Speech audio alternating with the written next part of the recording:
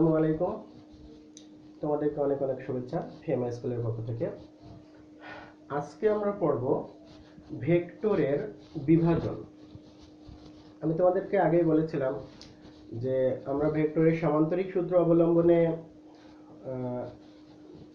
দুই প্রকার ম্যাথমেটিক্স করব, যার মধ্যে এক প্রকার ম্যাথমেটিক্স থাকবে একটু সিম্পল প্রকৃতির এবং অন্য প্রকার ম্যাথমেটিক্সটা থাকবে শুধুমাত্র নদী পারাপার। কিন্তু নদী পারাপারের অঙ্কের মধ্যে, নদী পারাপারের যে ম্যাথমেটিক্স আছে সেগুলোর মধ্যে দেখা যাচ্ছে যে ভেক্টরের বিভাজনের লটা, নিয়মটা লেগে যাচ্ছে। এজন্য আমি প্রথমেই ভেক্টরের বিভাজন সম্পর্কে আলোচনা করব। নেক্সট আমরা পরবর্তী যে ক্লাসটা করব সেটাতে ভেক্টরের ওই সামান্তরিক সূত্র অবলম্বনে নদী পারাপার সম্পর্কে অঙ্ক করব। তাহলে এখন আমরা পড়ব ভেক্টরের বিভাজন। আমরা এখন পড়ব ভেক্টরের বিভাজন। তো ভেক্টরের বিভাজনটা কি? একটা ভেক্টরকে বিভিন্ন অংশে বা বিভিন্ন উপাংশে ভাগ করার যে পদ্ধতি সেটাকে বলা হয় ভেক্টরের বিভাজন। একটা ভেক্টরকে বিভিন্ন অংশ বরাবর অন্য ভেক্টর রূপে প্রকাশ করা, বা একটা ভেক্টরকে বিভিন্ন দিকে, দুই বা তার অধিক দিকে ওই ভেক্টরের বিভিন্ন অংশ বা উপাংশ নির্ণয় করাকে বলা হয় ভেক্টরের বিভাজন। তো আমরা প্রথমে ধরে নিচ্ছি যে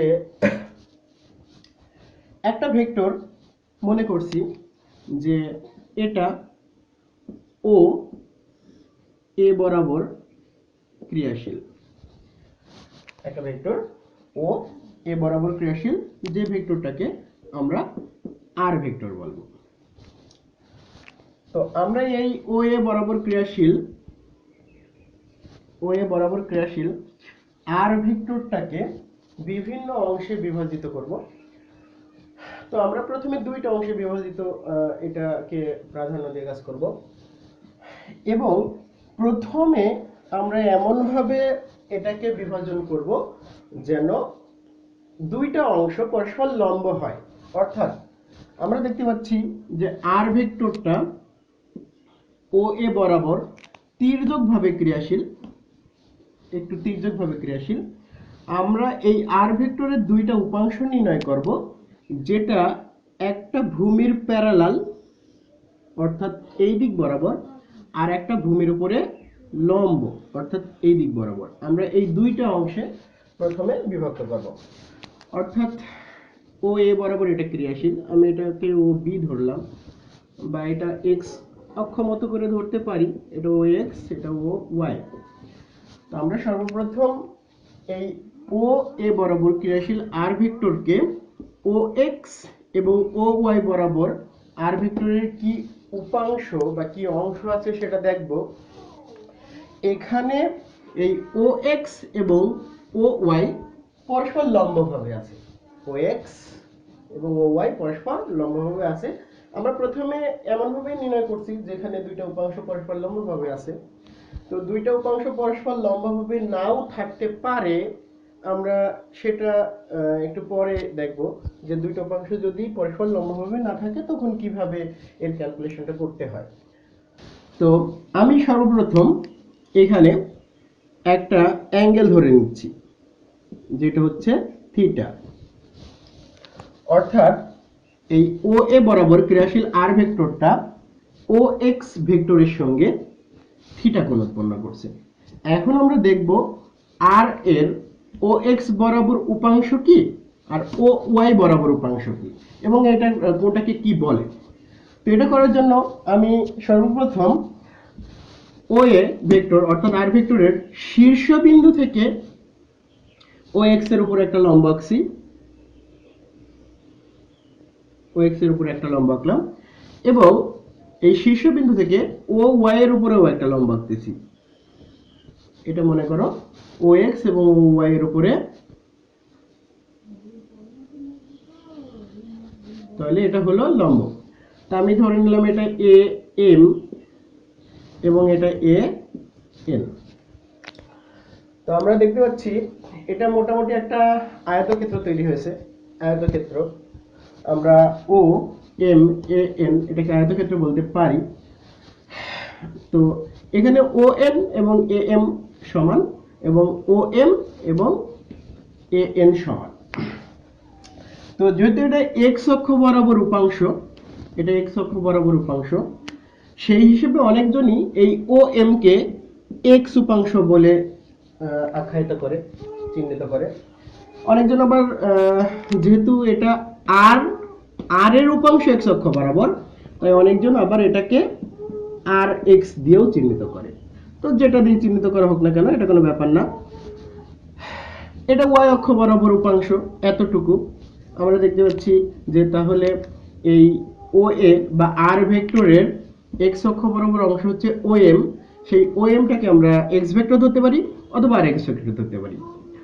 আর এই আর ভেক্টরের ওয়াই অক্ষ বরাবর উপাংশ হলো ও এন।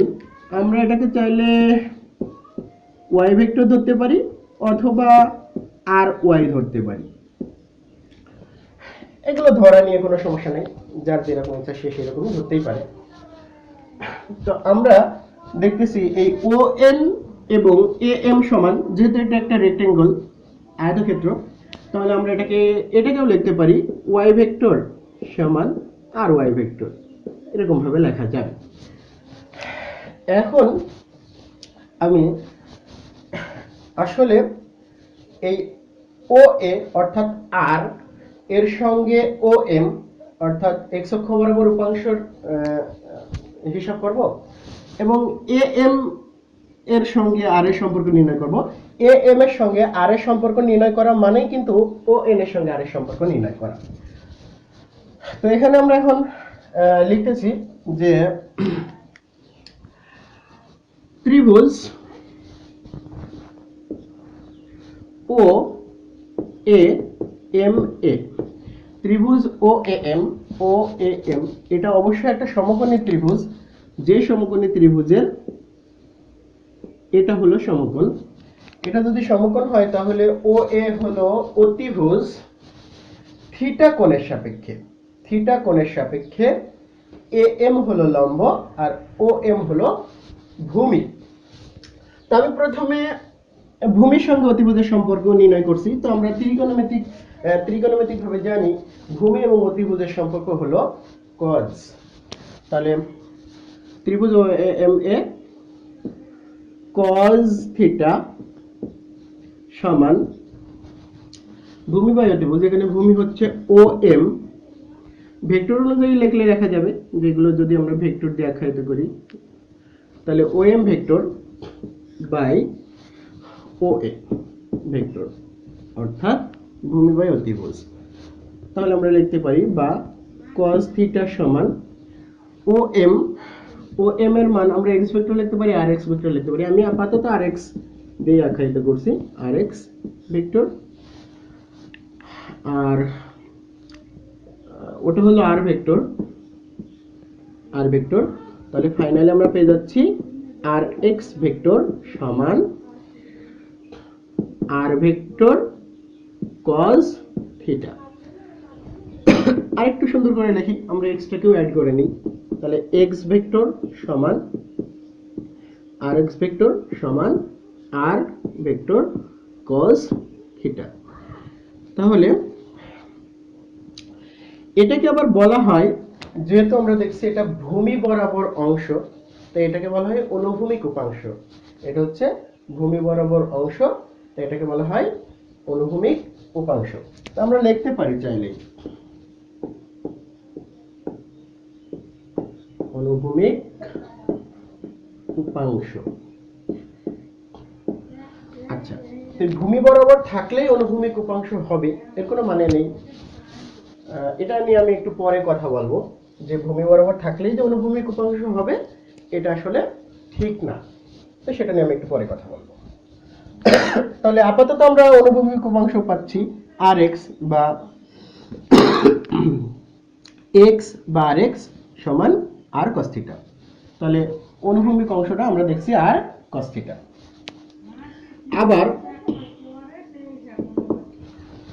ওই একই ত্রিভুজে অর্থাৎ ত্রিভুজ ও এম এ আমরা যদি সাইনের সম্পর্কটা নির্ণয় করতে চাই তাহলে আমরা জানি সাইন থিটা সমান লম্ব বাই অতিভুজ। তাহলে সেই ক্ষেত্রে আমরা লিখতে পারি যে সাইন থিটা সমান লম্ব হচ্ছে এ এম, আচ্ছা ভেক্টর অনুযায়ী M A vector by O A vector, বা সাইন থিটা সমান এম এ ভেক্টরের মান R y vector by R vector. তাহলে আমরা ফাইনালি পেয়ে যাচ্ছি যে আর ওয়াই ভেক্টর সমান R vector into sine theta. তাহলে আমরা আর ওয়াই বা ওয়াইও লিখতে পারতাম। তাহলে ফাইনালি লিখছি ওয়াই ভেক্টর সমান আর ওয়াই ভেক্টর সমান আর ভেক্টর সাইন থিটা। তো এটা একটা বিষয়, এটা যেহেতু দেখছি আমরা লম্ব বরাবর উপাংশ, অর্থাৎ এটা লম্ব বরাবর বা এই অংশটা লম্ব বরাবর, তাই এটাকে বলা হয় উলম্ব উপাংশ। উলম্ব উপাংশ। তো এটা হচ্ছে আমাদের ভেক্টরের বিভাজন। মোটামুটি যখন দুইটা ভেক্টর মানে একটা ভেক্টর ও এ বরাবর কাজ করছে এবং যে ভেক্টরের মান আর, আমরা তার উপাংশ নির্ণয় করলাম ও এক্স বরাবর এবং ও ওয়াই বরাবর। ও এক্স বরাবর অংশটা হচ্ছে আর cos থিটা, ও ওয়াই বরাবর অংশটা হচ্ছে আর sin থিটা।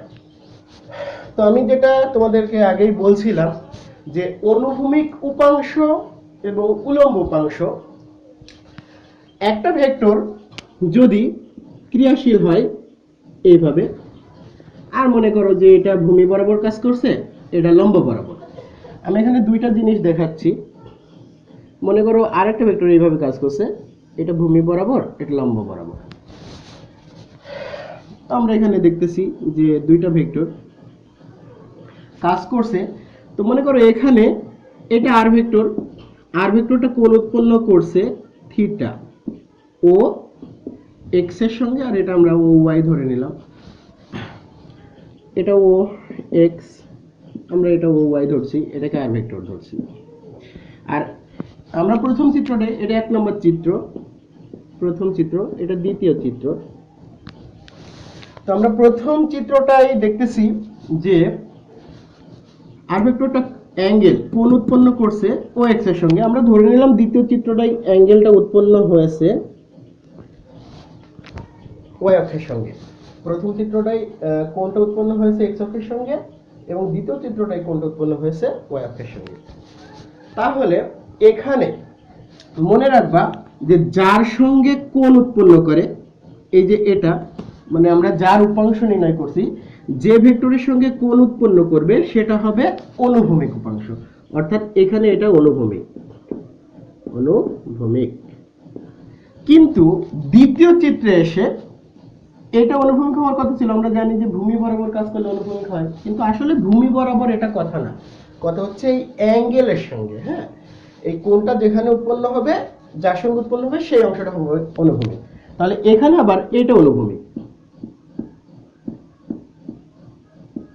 তাহলে আমরা দেখতে পাচ্ছি প্রথম চিত্রে অনুভূমিক অংশ হচ্ছে ও এক্স, আর দ্বিতীয় চিত্রে অনুভূমিক অংশ হবে ও ওয়াই। তাহলে অনুভূমিক বা উলম্ব এটা নিয়ে মানে লম্ব ভাবে থাকলেই আমরা উলম্ব ধরে নেব, মানে ভূমির প্যারালাল থাকলেই আমরা অনুভূমিক ধরে নেব, এর কোনো মানে নেই। বিষয়টা হলো এই কোণটা যার সঙ্গে তৈরি হবে বা কোণটা যার সঙ্গে উৎপন্ন হবে সেই অংশটা সবসময় অনুভূমিক উপাংশ হবে। এটা তোমাদের মনে রাখতে হবে যে ভূমি বরাবর কাজ করলেই অনুভূমিক হবে, এর কোনো মানে নেই। লম্ব বরাবর কাজ করলেই উলম্ব অংশ হবে, এর কোনো মানে নেই। ওকে, তাহলে এই অ্যাঙ্গেলটা যার সঙ্গে উৎপন্ন হবে, তৈরি হবে, সেটাকে আমরা অনুভূমিক অংশ ধরে নেব। দেখো এটা অনুভূমিক, ভূমি বরাবর, ওকে। এটা কিন্তু ভূমি বরাবর না, এটা লম্ব বরাবর, তবুও আমরা এটাকে অনুভূমিক উপাংশ ধরে নেব। ওকে, আচ্ছা। তো আমরা এতক্ষণে দেখছিলাম একটা ভেক্টরের বিভাজন, দুইটা অংশে বিভাজন, এবং সেই দুইটা অংশ আবার পরস্পর লম্ব ছিল, অর্থাৎ ও এক্স এবং ও ওয়াই পরস্পর লম্ব ছিল। আমরা এখন একটা ভেক্টরের বিভাজন দেখব যেখানে দুইটা অংশ পরস্পর লম্বভাবে নাই, লম্বভাবে থাকবে না। আমরা এখানে একটা চিত্র আঁকছি, চিত্রটায় ও এ একটা ভেক্টর, যে ভেক্টরটার মান আর, আমরা এই আর ভেক্টরের উপাংশ নির্ণয় করব ও এক্স বরাবর, ও এক্স বরাবর এবং ও ওয়াই বরাবর। আমরা এর আগে যেটা করেছিলাম সেখানে এই ও এক্স এবং ও ওয়াই পরস্পর লম্বভাবে ছিল, ও এক্স এবং ও ওয়াই পরস্পর লম্বভাবে ছিল, কিন্তু এখন আর ও এক্স আর ও ওয়াই পরস্পর লম্বভাবে নাই। আচ্ছা, এই ক্ষেত্রে আমরা চাইলে আর ভেক্টরের উপাংশ অংশ ও এক্স বরাবর এবং ও ওয়াই বরাবর নির্ণয় করতে পারি, সেটা আমরা এখন দেখব। তো আমি ধরে নিচ্ছি যে এই আর ভেক্টর ও এক্স এর সঙ্গে থিটা কোণ উৎপন্ন করছে এবং এই ও ওয়াই এর সঙ্গে বেটা কোণ উৎপন্ন করছে।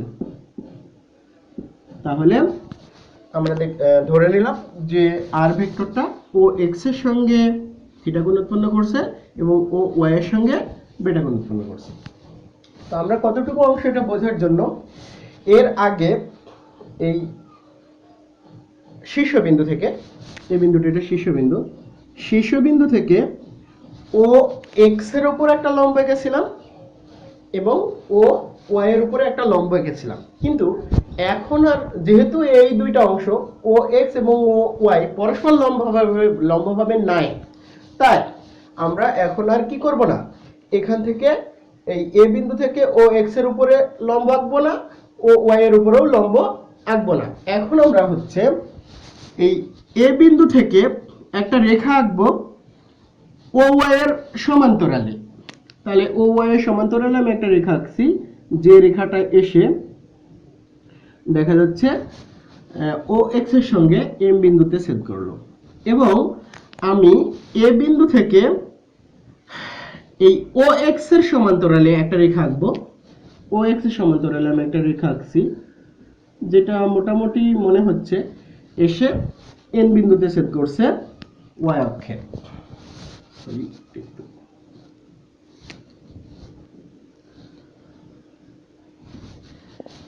এন বিন্দুতে ছেদ করছে। এখন তাহলে আমরা নিশ্চয়ই বলতে পারি যে এই ও এম এ এন একটা সামান্তরিক। এর আগে উৎপন্ন হয়েছিল একটা আয়তক্ষেত্র রেক্টেঙ্গল, কিন্তু এখন একটা প্যারালালোগ্রাম হয়ে গেছে, একটা সামান্তরিক হয়েছে। তো আমরা এই সামান্তরিকের ক্ষেত্রেও জানি যে বিপরীত বাহুগুলো সমান এবং সমান্তরাল। সেই ক্ষেত্রে আমরা ও এম এবং এ এন কে সমান বলতে পারি, আর ও এন এবং এ এম কে সমান বলতে পারি। তো ভেক্টর অনুযায়ী আমরা একটু চিহ্নিত করি, এটা এদিকে কাজ করছে, এটা এদিকে, এটাও এদিকে। আমরা এখন দেখতে পাচ্ছি যে যদি এই কোণটা বেটা হয়, এই কোণটাও বেটা হবে, এই কোণটাও বেটা হবে, একান্তর কোণ। এই অ্যাঙ্গেলটার পরিমাণ কত হবে আমরা সেটা ভাববো। এখন এই অ্যাঙ্গেলটার পরিমাণ আমি একটু এই জায়গায় লিখবো। আমরা জানি যে কোনো ত্রিভুজের তিনটা কোণের সমষ্টি 180 ডিগ্রি, 180। তাহলে ত্রিভুজ ও এ এম, এই ত্রিভুজেরও তিনটা কোণের সমষ্টি 180 ডিগ্রি হবে। তার মধ্যে দেখছি যে এই কোণটা থিটা এবং এই কোণটা বেটা, তাহলে আমরা নিশ্চয়ই বলতে পারি অ্যাঙ্গেল ও এ এম, এই কোণটার মান হবে 180 মাইনাস থিটা প্লাস বেটা, এরকম একটা মান আসবে। তো আমরা তাহলে ত্রিভুজ ও এ এম এর প্রত্যেকটা কোণের মান পেয়ে গেছি। তো আমি এখন আগের মতোই এটাকে এক্স ভেক্টর বা আর এক্স ভেক্টর দিয়ে প্রকাশ করব। এটা যেহেতু ওয়াই ভেক্টর বা আর ওয়াই ভেক্টর, তো সেই অনুযায়ী আমাদের এম এটাকেও আমরা চাইলে ওয়াই ভেক্টর বা আর ওয়াই ভেক্টর লিখতে পারি। আচ্ছা, এখন আমরা এই ও এ এম, ত্রিভুজ ও এ এম এ ত্রিভুজের সাইন সূত্র অ্যাপ্লাই করব। ত্রিভুজ O A M A sine, sine মানে ত্রিকোণমিতিক সাইন, সাইন সূত্র প্রয়োগ করে।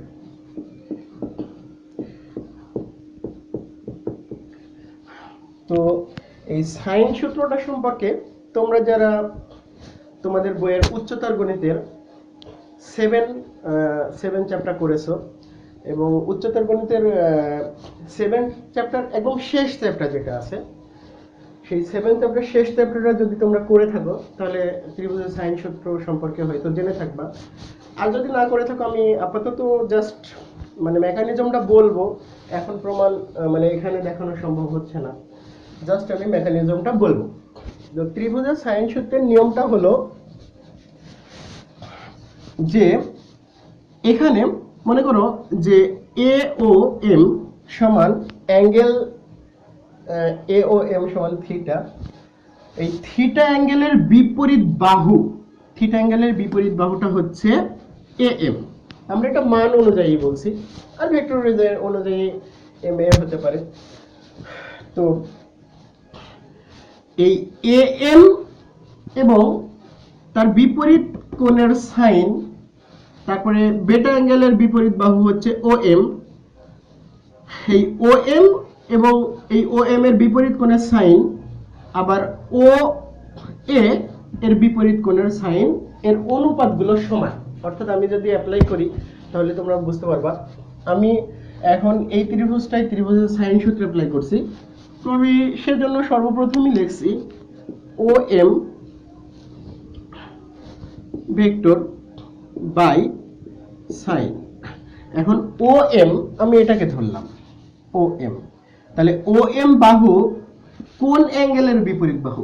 সেটা হচ্ছে বেটা অ্যাঙ্গেলের বিপরীত বাহু, তাই আমরা লিখতে পারি সাইন বেটা সমান। এবার লিখছি এ এম, না এম এ ভেক্টর অনুযায়ী যেহেতু লিখবো এম এ লিখি, এম এ ভেক্টর। তাহলে এম এ এই যে বাহুটা কোন অ্যাঙ্গেলের বিপরীত বাহু? সেটা হলো থিটা অ্যাঙ্গেলের বিপরীত বাহু। তাহলে এখানে লেখা যাবে সাইন থিটা সমান ও এ, ও এ এটা কোন অ্যাঙ্গেলের বিপরীত বাহু? 180 মাইনাস থিটা প্লাস বেটা। তাহলে এটার জন্য লেখা যাবে ও এ ভেক্টর সমান sine of 180 minus theta plus beta. তো আমি এটাকে একটু ক্যালকুলেশন করছি। ও এম ভেক্টরের মান চাইলে লিখে দিতে পারি। ও এম ভেক্টরের মান আমি আপাতত আর এক্স লিখছি, R x vector by sine beta সমান এম এ ভেক্টরের মান R y vector by sine theta সমান আর ভেক্টর বাই। তো তোমাদের যাদের 9-10-এ হায়ার ম্যাথমেটিক্স ছিল তারা হায়ার ম্যাথমেটিক্সের ত্রিকোণমিতি করতে যে হয়তো চৌকোণে ঘোরার বিষয়টা বুঝে থাকবা, অথবা যারা তোমরা তোমাদের উচ্চতর গণিতের ত্রিকোণমিতি 7 অধ্যায় করেছো তারাও হয়তো চৌকোণের বিষয়টা বুঝে থাকবা। তো এখন আমি ওটা নিয়ে অত কথা বলতেছি না, তোমরা নিশ্চয়ই বুঝতে পারছো যে sine 180 minus something, 180 minus something বলতে আমরা বুঝতে পারছি যে 180 মাইনাস সামথিং অর্থাৎ এই ঘরে চলে আসছে।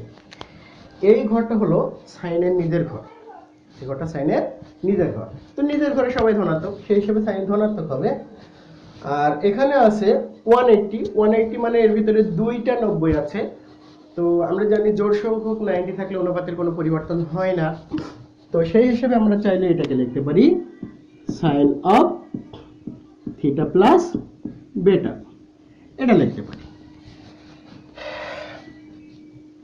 তো এখন আমি প্রথমটা এবং শেষটা সম্পর্ক নির্ণয় করছি, যেহেতু আমি আর এক্স এর সঙ্গে আর এর সম্পর্ক, আর এক্স এর সঙ্গে আর এর সম্পর্ক নির্ণয় করব, আবার আর ওয়াই এর সঙ্গেও আর এক্স এর আর এর সম্পর্ক নির্ণয় করব। তাহলে আমি এখন লিখতেছি যে আর এক্স বাই সাইন বেটা সমান R vector by sine of বেটা প্লাস থিটা, সরি হ্যাঁ থিটা প্লাস বেটা। তাহলে আমরা এখান থেকে ফাইনালি লিখতে পারি যে আর এক্স ভেক্টর সমান আর ভেক্টর ইন্টু সাইন বেটা বাই সাইন অফ বেটা থিটা প্লাস বেটা। তো তোমরা যদি একইভাবে নির্ণয় করো, এটাকে আর এক্স ভেক্টর সমান আমরা চাইলে এক্স ভেক্টরও লিখতে পারতাম, আমি একবার এখানে লিখে রাখলাম। তো আমরা যদি সেকেন্ড টাইম ওটা নির্ণয় করি, এটা আমি দেখাচ্ছি না, তাহলে এরকম হবে আর ওয়াই ভেক্টর সমান আর ওয়াই ভেক্টর সমান, তোমরা নিশ্চয়ই দেখতে পাচ্ছ এই থিটাটা এখানে চলে যাবে, তাহলে R sine theta by sine of theta plus beta. তো এরকম দুইটা সম্পর্ক আমরা পেয়ে যাব যখন একটা ভেক্টরকে আমরা দুইটা অংশে বিভক্ত করতে চাচ্ছি, দুইটা অংশে উপাংশে বিভক্ত করতে চাচ্ছি, মানে ভেক্টরের বিভাজন করতে চাচ্ছি, কিন্তু যে দুইটা উপাংশে বিভক্ত করতে চাচ্ছি তারা পরস্পর লম্বভাবে নেই। তারা পরস্পর কি লম্বভাবে নেই। যদি পরস্পর লম্বভাবে না থাকে তাহলে সূত্রটা এরকম হবে, আর যদি পরস্পর লম্বভাবে থাকে তাহলে কেমন হবে আমি আগেই তোমাদের বলেছি। তো সেই অনুযায়ী আমরা এটা পাচ্ছি। তো এটা মনে রাখার একটু সিস্টেম বলি। এটা মনে রাখার সিস্টেম হচ্ছে আর এক্স অর্থাৎ এটা আর এক্স সমান আর ভেক্টর ইনটু এই আর এক্স এর বিপরীতে যে অ্যাঙ্গেলটা আছে, আর এক্স এর বিপরীতে যে অ্যাঙ্গেলটা আছে সেই অ্যাঙ্গেলটার গুণ, অর্থাৎ আর এক্স সমান আর ভেক্টর ইনটু সাইন বেটা। দেখো সাইন বেটাটা হচ্ছে আর এক্স এর বিপরীত অ্যাঙ্গেল, তাহলে আর এক্স সমান আর ভেক্টর ইনটু সাইন বেটা, আর নিচে ওই দুইটা কোণের যোগফল আছে। আর ওয়াই সমান R vector into sine theta. দেখো এই যে আর ওয়াই ভেক্টরটা এটা ছিল, তাহলে এর বিপরীত অ্যাঙ্গেলটা ছিল আবার থিটা। তাহলে আমরা যেটা নির্ণয় করতে চাই, সেটা সমান মূল ভেক্টরটা ইনটু সাইন ওর বিপরীত বাহুতে, মানে এই বাহুর বিপরীতে যে অ্যাঙ্গেলটা কাজ করছে sine theta by sine of theta plus beta. তো এটা আমরা দেখলাম ভেক্টরের বিভাজন, যেখানে দুইটা ভেক্টর, মানে যে ভেক্টরটাকে আমরা বিভাজিত করছি দুইটা অংশে, সেই দুইটা অংশ পরস্পর লম্বভাবে ছিল না। এখন আমরা এই ভেক্টরের বিভাজনের কিছু ব্যবহার করব। তো ভেক্টরের বিভাজনের ব্যবহার কোথায় কোথায় আমাদের প্রয়োজন হয়, আমরা প্রথমে দেখব লন রোলার বলতে তোমরা হয়তো অনেকজনই দেখে থাকবা যে ক্রিকেট পিচ বা বিভিন্ন স্থান শার্ট করার জন্য একটা রোলার থাকে, সেই রোলারটাকে একটা হাতল থাকে, সেটাকে আমরা টেনেও সামনের দিকে নিয়ে যেতে পারি, আবার চাইলে ধাক্কা দিতে দিতেও সামনের দিকে নিয়ে যেতে পারি।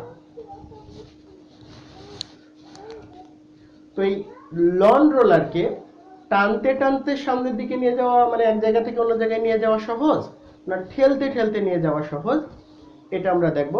তার আগে আমি একটা ছোট্ট বিষয় বলতে চাই, সেটা হলো আমরা দেখতেছি যে একটা ভেক্টর যদি এরকম ভাবে ক্রিয়াশীল হয় তাহলে তার উপাংশ এদিকেও থাকতে পারে এদিকেও থাকতে পারে, কিন্তু যদি একটা ভেক্টর এরকম ভাবে ক্রিয়াশীল হয় তাহলে তার উপাংশ কোন দিকে থাকবে? তার উপাংশ এই দিকে থাকবে।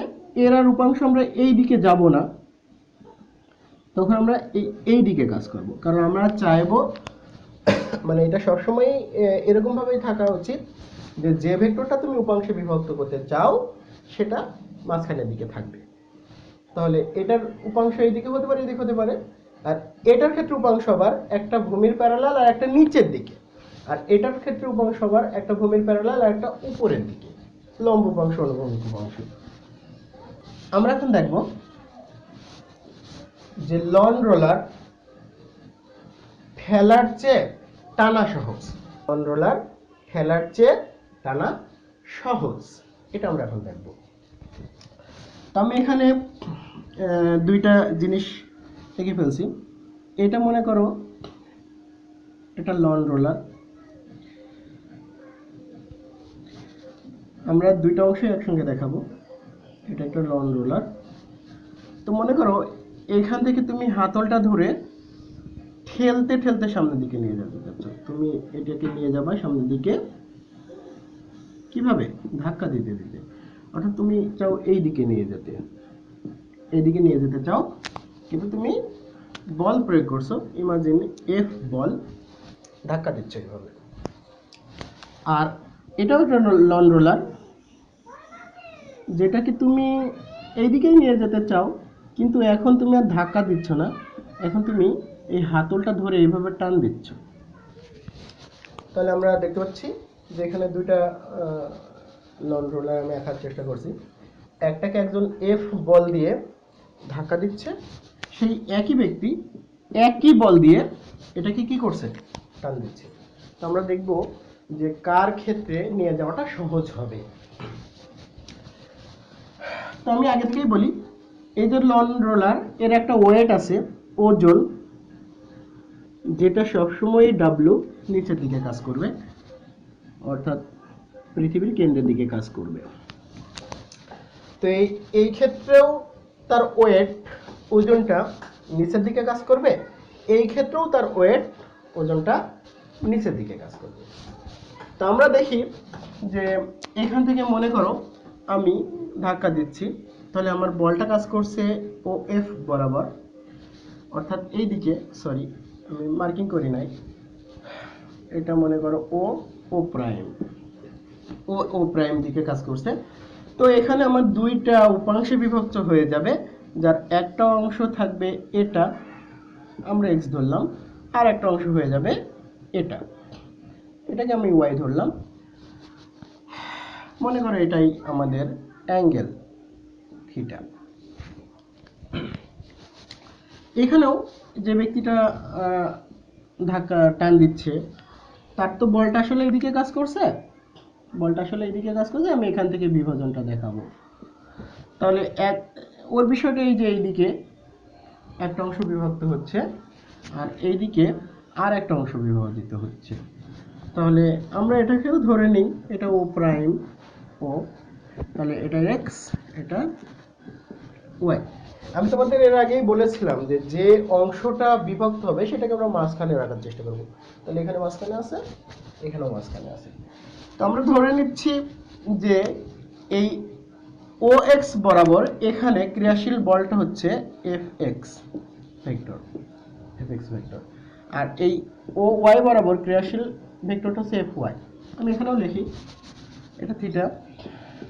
ও এক্স বরাবর ক্রিয়াশীল ভেক্টরটা হচ্ছে এফ এক্স ভেক্টর, আর ও ওয়াই বরাবর ক্রিয়াশীল ভেক্টরটা হচ্ছে এফ ওয়াই ভেক্টর। তাহলে এখানে এই এফ এক্স বল, আমরা এই দেখতেছি এফ বলটাকে দুইটা অংশে বিভক্ত হয়ে গেছে, একটা হচ্ছে এফ এক্স বরাবর আর একটা হচ্ছে এফ ওয়াই বরাবর, এফ ওয়াই বরাবর। এফ একটা অংশ হচ্ছে এফ এক্স, একটা হচ্ছে এফ ওয়াই। তো এই এফ এক্স অংশের জন্য, এটার জন্য এবং এটার জন্য, এই এফ এক্স অংশের জন্য এই লন রোলারটা সামনের দিকে যাবে। তাহলে আমাদের এখানে এফ এক্স অংশের জন্য লন রোলারটা সামনের দিকে গতিশীল হবে। আর এই এফ ওয়াই কি করবে, এফ ওয়াই কি করবে আমরা সেটা নিয়ে একটু কথা বলবো।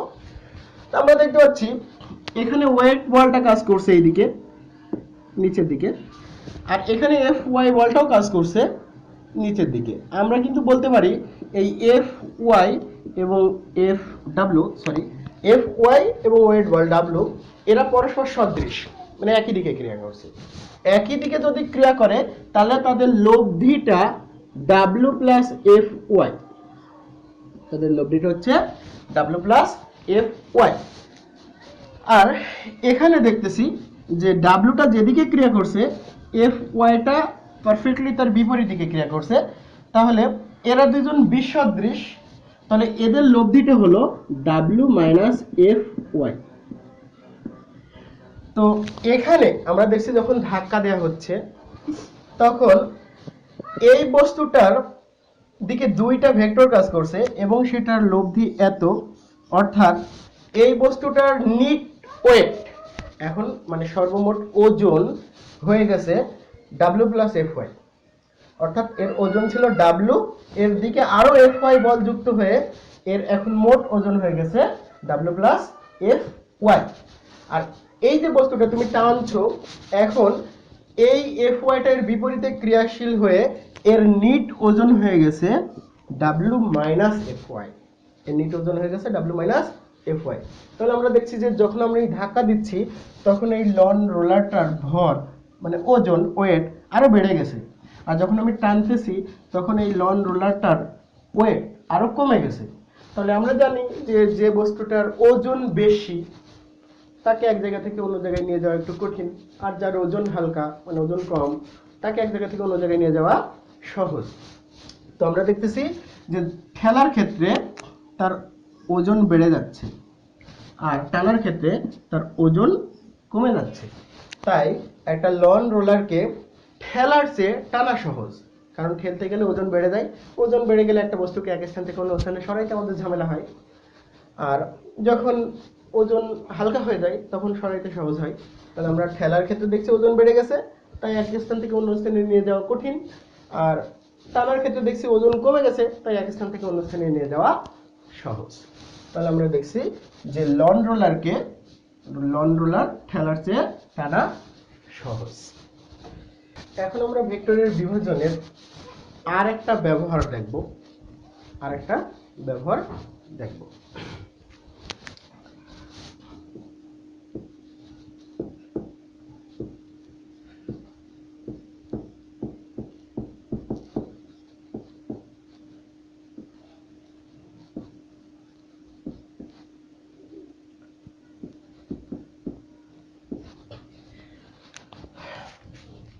এখন আমরা দেখব যে ট্রলি ব্যাগের হাতল লম্বা রাখা।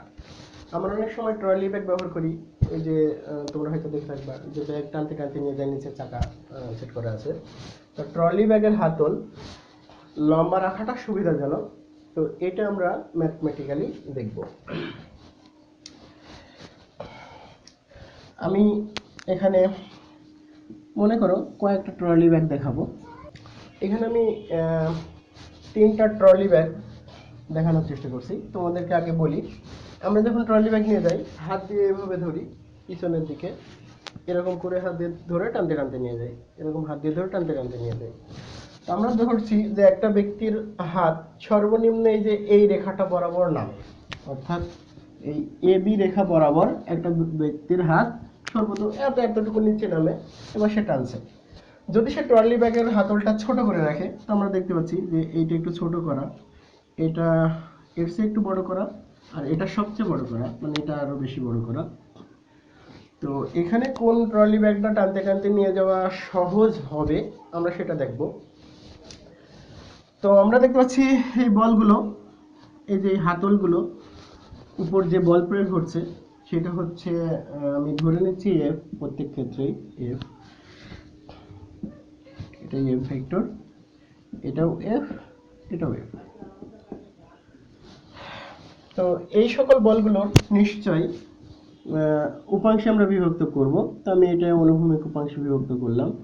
এটা তাহলে এফ এক্স, এটা হচ্ছে থিটা কোণ, এটা এফ ওয়াই, এটার ক্ষেত্রেও আবার এটা এফ, এটা থিটা ওয়ান ডি, এটা এফ এক্স, এটা থিটা টু, এটা এফ ওয়াই।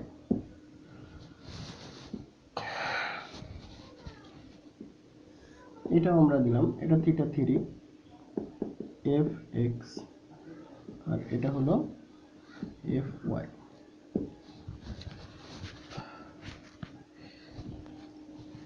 তাহলে এটা এফ এক্স সমান এফ কস থিটা ওয়ান, এটা এফ কস থিটা ওয়ান, আর এটা হচ্ছে এফ এক্স সমান এফ কস থিটা টু, এটা এফ এক্স সমান এফ কস থিটা থ্রি। আমরা দেখতেছি যে এগুলো সব এফ এক্স, আর আমি আগে তোমাদেরকে বলেছি যে যার সঙ্গে অ্যাঙ্গেল উৎপন্ন হয় সেটাকে আমরা অনুভূমিক ধরবো, আর অনুভূমিক উপাংশের দিকে কজ থাকবে, তাহলে এটা অনুভূমিক উপাংশ। আর ট্রলি লন রোলারকে টানা সহজ না ঠেলা সহজ এটা দেখানোর সময় তোমাদেরকে বলেছিলাম যে অনুভূমিক বরাবর যে বলটা কাজ করে সেই বলটা, অনুভূমিক বরাবর যে বলটা কাজ করে সেই বলটা একটা বস্তুর সরণ ঘটাইতে সাহায্য করে। আর উলম্ব বরাবর যে বলটা কাজ করে সেটা একটা বস্তুর ওজনকে হালকা করে দেয় অথবা বাড়িয়ে দেয়। তো আমি এখানে দেখব যে একটা বস্তুর সরণ, যেহেতু আমরা ট্রলি ব্যাগকে এক জায়গা থেকে অন্য জায়গায় নিয়ে যেতে চাই, সরাইতে চাই, তাহলে সরণ নিয়ে আমাদের কথা বলতে হবে। অর্থাৎ যে ব্যাগটার ক্ষেত্রে, এখানে 3টা ট্রলি ব্যাগ আছে, যে ব্যাগটার ক্ষেত্রে অনুভূমিক বল বেশি, যে ব্যাগটার ক্ষেত্রে অনুভূমিক বল বেশি, তার অনুভূমিক সরণও বেশি হবে, অর্থাৎ সেটাকে নিয়ে যাওয়া সহজ হবে। তো আমরা দেখতেছি f cos theta 1, f cos theta 2 এবং f cos থিটা 3। তো আমরা দেখব যে f cos theta 1, f cos theta 2 এবং f cos থিটা 3 এর মধ্যে মানে কার মানটা সবচেয়ে বেশি। তো তার আগে এটা নিয়ে কথা বলার আগে আমাকে একটু ত্রিকোণমিতিক ফাংশন নিয়ে কথা বলতে হবে, ত্রিকোণমিতিক কজ ফাংশন নিয়ে। সেটা আমরা একটু খেয়াল করি। আরো একটা জিনিস বলে রাখি, এখানে থিটাটা যত বড়, থিটা 1টা যত বড়, থিটা 2 তার চেয়ে ছোট, আর থিটা 3 হচ্ছে সবচেয়ে ছোট। এখানে আমি বলি যে cos 0 ডিগ্রি, তোমরা নিশ্চয়ই জানো যে cos 0 ডিগ্রির মান 1, cos 30 ডিগ্রি এর মান হচ্ছে √3/2, সম্ভবত 0.87, cos 45 ডিগ্রি 1/√2, 0.707, cos 60 ডিগ্রি সমান হাফ, 0.5, cos 90 ডিগ্রি সমান 0।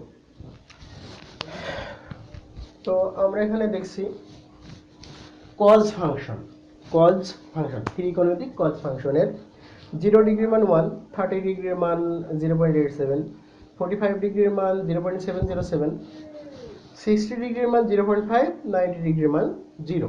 অর্থাৎ cos ফাংশনের ক্ষেত্রে এই যে এই পজিশন থিটা মানে অ্যাঙ্গেলটা যত বেড়ে যায় তার মান অ্যাকচুয়ালি তত কমতে থাকে। cos ফাংশনের ক্ষেত্রে অ্যাঙ্গেলের মান যত বেড়ে যাচ্ছে ওই ফাংশনটার মান আসলে ততই কমে যাচ্ছে। অর্থাৎ cos ফাংশনের সাথে যত ছোট অ্যাঙ্গেল রাখা যায় ওই cos ফাংশনের মান তত বড় পাওয়া যায়। তো আমরা এখানে দেখতেছি যে এই থিটা 1, থিটা 2 এবং থিটা 3 এর মধ্যে থিটা 3 এর মান আমরা নিশ্চয়ই বলতে পারি যে cos থিটা 3 এর মান সবচেয়ে বড়।